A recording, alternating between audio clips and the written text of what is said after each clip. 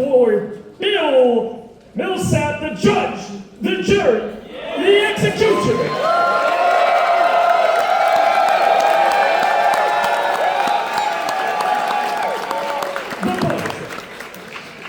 Now, next up, we have the King of Atlantis. Prophet of the Oceans. Daniel Moran.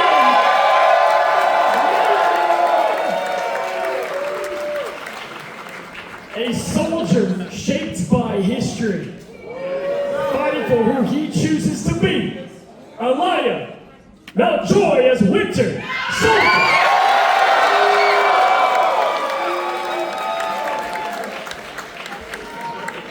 Cosmic Philosopher, reborn champion of balance. Jordan Reynolds as Adam Warlock. Pick it fire.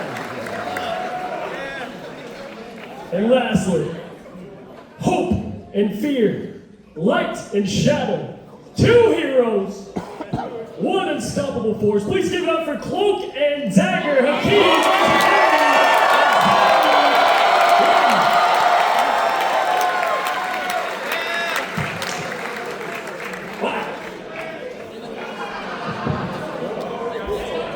Beautiful. What an awesome last group here, y'all. Elias, sit on my lap. I always come back. We got another chair. He's tall. I'll just listen. Stand down. I'll halfway sit. He's still as tall as us. He's taller than Jordan. He's always the one taking the selfies. He's got the longest arms. Well, it's great to have all y'all. Thank you for coming. The Wet King, I appreciate it. I want to start out with asking, many of you characters operate in gray areas. Is it more interesting to portray the certainty or the internal conflict of all these characters? Hey, you lead the You want to talk about internal conflict, you talk to Bucky. It is probably the choicest piece of the character who is the Winter Soldier, and it's something that I really loved digging into, loved exploring. I love the duality. And I mean, I really want to give a shout out to the team. And by the team, I mean not just Bright Skull, but also NetEase and Marvel Games. They've created a synergy that brings this to life. It's really crazy to think about when you imagine how many pieces have to come together to make this work. But they let us bring what we are. And Bucky's got these two sides to him. He's really cool and calm like this. Nothing really shakes him. Until it's time to rock and roll. And I really love being able to play those two sides of him. It was really cool. I mean, it's been awesome because, everyone here was either a launch hero or actually every single one of y'all were here on launch. So how was it, we've asked this question, but I think it's just so cool to hear through different lenses. How was it seeing what Rivals, you're casting for a game, you're auditioning for a game, who knows what it'll be, and then to what Rivals has become now in this room at El Capitan. I'll let you guys know, this is the first time I've ever spoken on a panel. This is the first time I've ever been to one of those things. You guys are nuts, and I love you to death. Holy crap, you guys are there!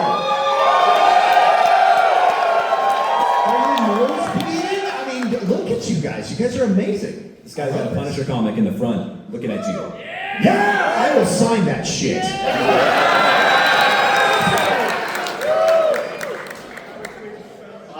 I remember being at San Diego Comic-Con in 2024 when they announced the game, and I was in the audience. And, they called us out and they were like, we have some of the actors here, say, a line. I was so nervous. And watching the video that they played here, I remember looking at my best friend who's sitting over there, and I said, I don't think I'm going to be able to walk through San Diego Comic-Con as like a normal person again. This game is going to be so cool, so huge, and it was such a cool feeling to see it in the way where I was like, as a fan, blown away. and then having it come to reality and seeing it. I play every single day religiously. It's such a fun game. It's amazing. It's amazing to be a part of it. Instead of these amazing people here.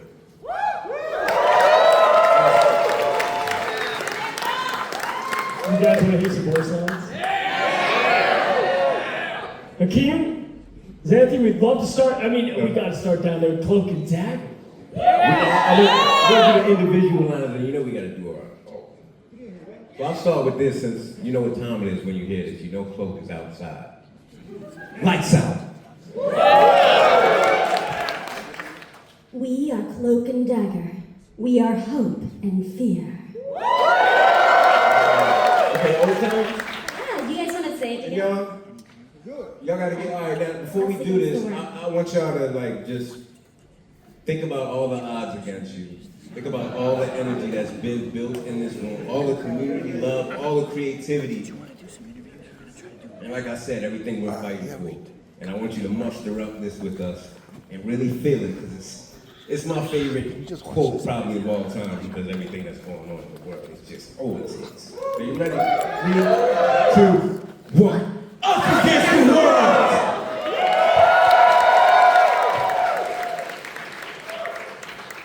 I heard a Magneto ult as well, like right after. Too soon? Get in here, y'all. Jordan. All right, so we're doing just the not the ults yet. Yeah, mate, give us a little tease first, then you can end on the ults. if you'd like. Okay. I wish Kashino was here. Andrew Kashino, the voice of Hawkeye. I haven't actually read this one out loud, so I'm reading it. So I'm gonna, not to make this too long, I'm gonna do a bad Hawkeye impression, then I'll do the Adam one, because this is when Adam gets to talk shade. It's pretty rare, all right? So Hawkeye's like, oh good, the perfect human's here to make me feel inadequate. You were already doing that before I arrived. And then Hawkeye says, ouch, got me. And Adam says, perhaps a good fight will improve your self-image. I just love when he gets to be all sad. Andrew somewhere is like, oh, man. He's like, oh, I did miss. Yeah. Before your ult, can I just ask you, I mean, from wheelchair to fly, I mean, how do you feel coming from the man himself? You can fly now if you don't know as Adam Warlock. I love all the memes. I saw every single one, like the ones where he's like floating like this up to the sky. I can't. I was there when I did the stream the day of when Adam got his wings, and I was like a kid in a candy store. I felt like a 40. A kid in a candy store on Christmas Day, on the moon, who accidentally found some like crazy drugs in his parents' drawers. I was just giggling like and just flying like, oh my god, Jeff can never get me. Haha, you can never eat my legs again. He's like, watch my golden glutes. Yeah, pretty much. I did say that. Oops.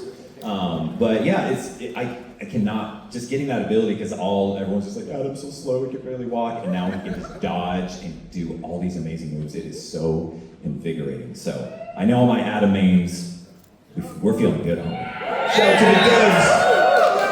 Can we hear respect to the devs? Thank you, Guang.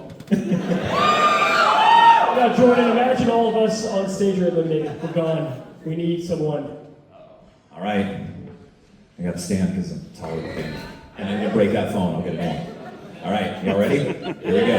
Y'all need a rest, don't you? Yeah! You have been born again!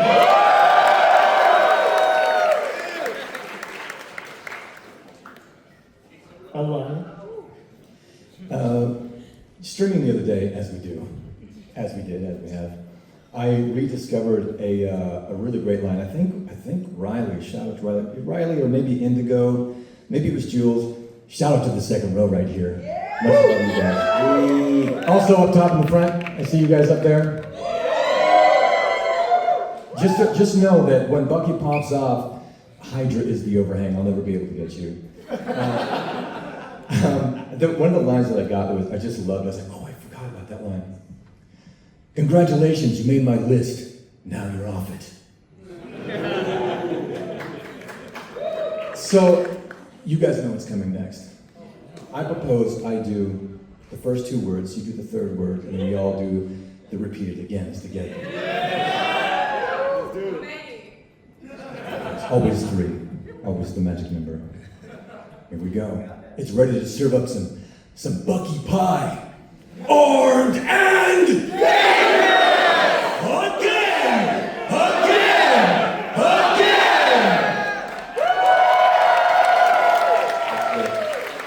Winter Soldier salutes you.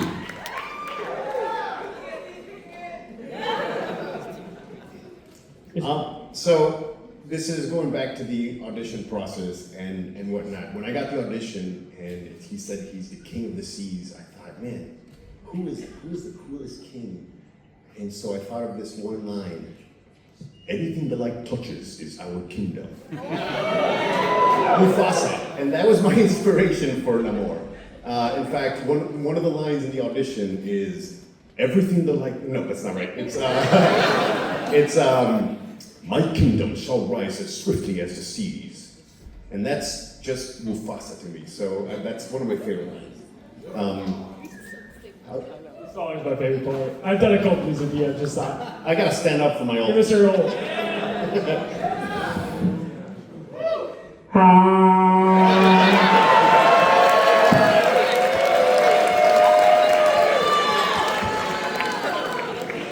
Bill, again, so good to have you here.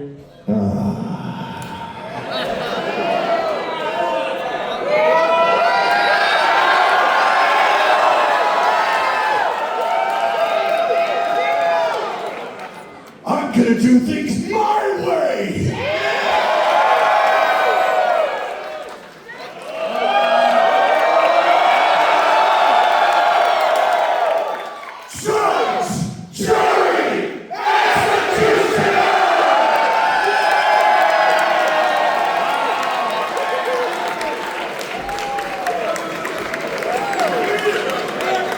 Way to go!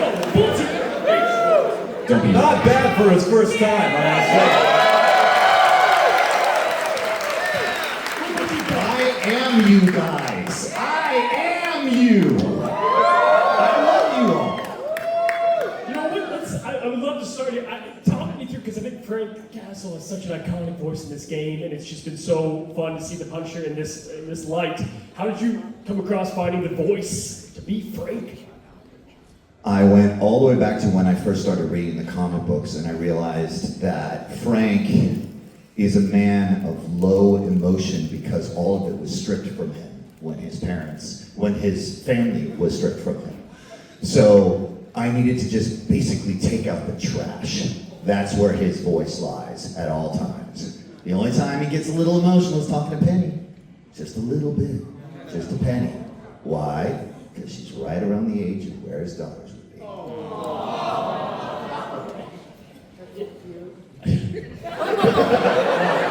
have kids now too.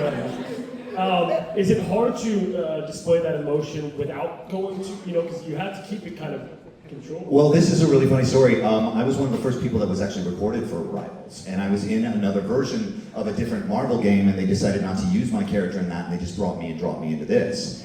And when I was recording, the devs were all listening in, and they were like, shouldn't he have more, can he be more emotional? And we're like, no. It's the Punisher. And living in that small microcosm of unbridled, just barely checked rage is so cathartic. You just want to let it out. But until that time, I'm just taking out the trash. Thank you. Love it. Daniel, we can move on to you. And as one of Marvel's oldest heroes, and again, really kind of under, not a sleeper, but definitely, we haven't gotten to see too much of Namor, and it's been awesome to see that hero come to life in Rivals. How do you make centuries of history feel present in this voice, and how do you really just bring this character and continue to bring them to life? Honestly, I'm very lucky that there weren't many iterations of Namor before. So I got to come in and play a little bit and bring in my own sort of, this is what I think this dude would sound like. And it's really cool. He's got, a few principles. I feel like he's such a misunderstood character. He's a guy who just wants to rule his kingdom, have a beautiful wife to be his queen, and Same.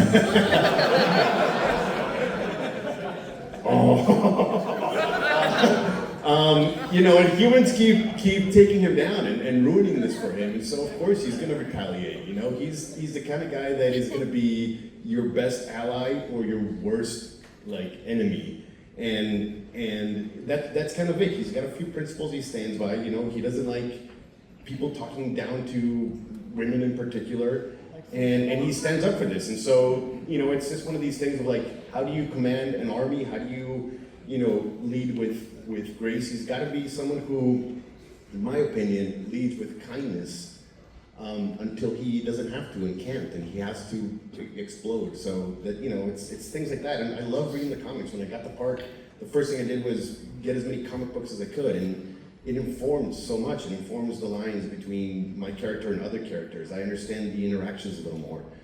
So that's kind of part of it. It's like being able to read the comics and understand the lore. And this guy's been around for so many years. I found out yesterday that I think he's the first hero. I thought he was the second. I thought Cap came first. Can anybody confirm this? First mutant. First mutant. Second hero, correct? Oh, there we go. Second, Cap. Kind of like there's always a bigger fish, there's always someone who knows more Marvel than you. I'm telling you, it's like no matter how much it is, someone else. I just want to know, how many times do you call Guang and they're like, hey, give me another team up? Is it just every day? I want to know. I'm going to ask him himself. Alaya, want to ask yourself here, how do you layer history into such short combat lines? And is Bucky more defined on who he was or who he chooses to be now? That's the question, isn't it, Cozy? That part of what makes him such an interesting character is that he is constantly plagued by his past. And even though much of his time in cryostasis was something that he was to forget, much of that, as it does, surfaces into his present life. And so, this is actually something I love about this character. Even though he's plagued by his past, and even though he's done many horrible, terrible things, notwithstanding under the control of something else, something more evil, he did them and he has to contend with that. He still shows up every day. He gets knocked down, he gets up and says, I'm going to try and be better than I was yesterday. I'm going to try and do right, even though I have a century of darkness and destruction behind me. And that is such a beautiful, beautiful sentiment that I think every one of us, myself primarily, can take from this character. No matter who you are, no matter what you've done, no matter where you've been, and no matter who's been there with you to do it, you can be better starting today.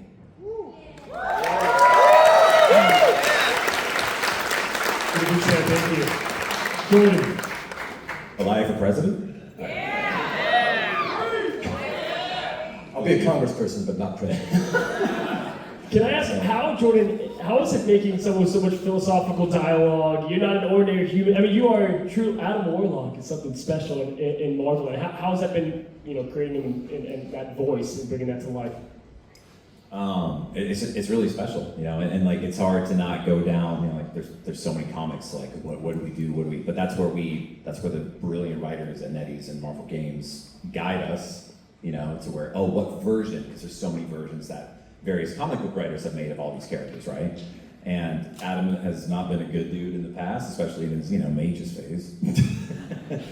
But in this iteration, because of all the pain that he went through, kind of similar to Bucky in a way, it's, in my interpretation, based on the writing they gave me, is Adam leads deeply with empathy and kindness because he understands the darkness, and that's why I love a lot of the brilliant interactions that they've written, where everything that's kind of funny with Emma, where he's like, wow, you shine bright like a diamond, but I don't sense a soul, or something like that. I can't remember the exact line, but the same thing with Ultron, because he can really see and feel because he has that awareness because of being through so much pain. That's something I relate to deeply, having a really poor, mentally not good childhood, teenagers. It just sucked being a teen, but it was pretty rough for me. And what that did is it definitely developed a deep form of empathy, which I've always had, but when you are going through it, you just want someone to be kind to you and not just judge you because you have bad grades or because you wear your hair a certain way. And I feel that Adam really embodies that in most of his interactions when he's not talking smack. And it's something that it feels really good to connect to that part of him. I just love every time when he gets to read something deep. Like I think there's an interaction with Bucky where he says something like, you know, I sense the pain that you've been through. I'm so sorry. You know, like we just need more of that in this world right now. And so I feel very honored. Thank you. Mind if I just quickly say something about that? That's not just a line in the game. That shit's real. These guys became my brothers. Our stream, doing this together, we supported each other, each through our own huge life things. And the stream has become something that really powerful for me personally, and these guys kind of led the way and ushered me into it. And we've created this amazing community through it. And so you guys already know how much I love you and how much I feel for you. I'm so happy.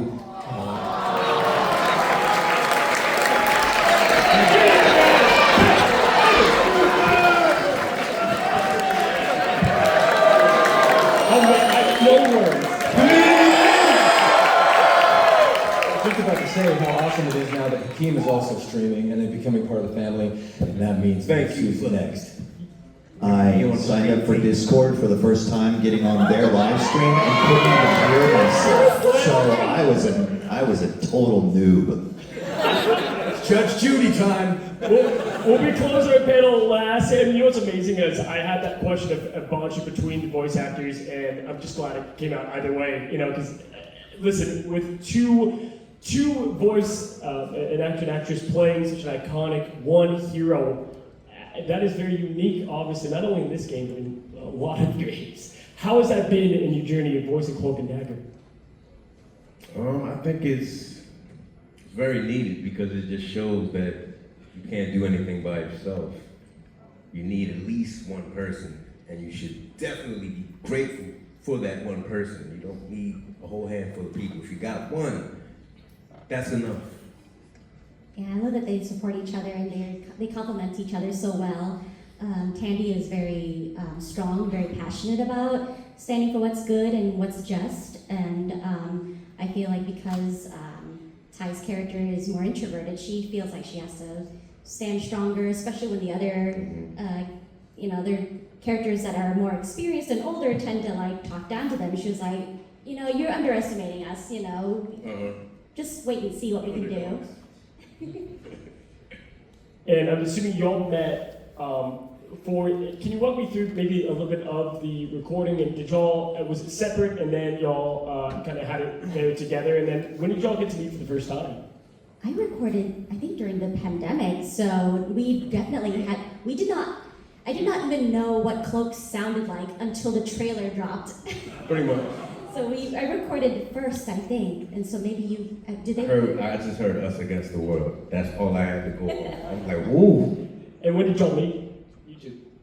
I think At the first anniversary of Marvel Rivals. Oh, no, wait, just the other This is our second time seeing each other. Well, that's when the synergies just look automatic, huh?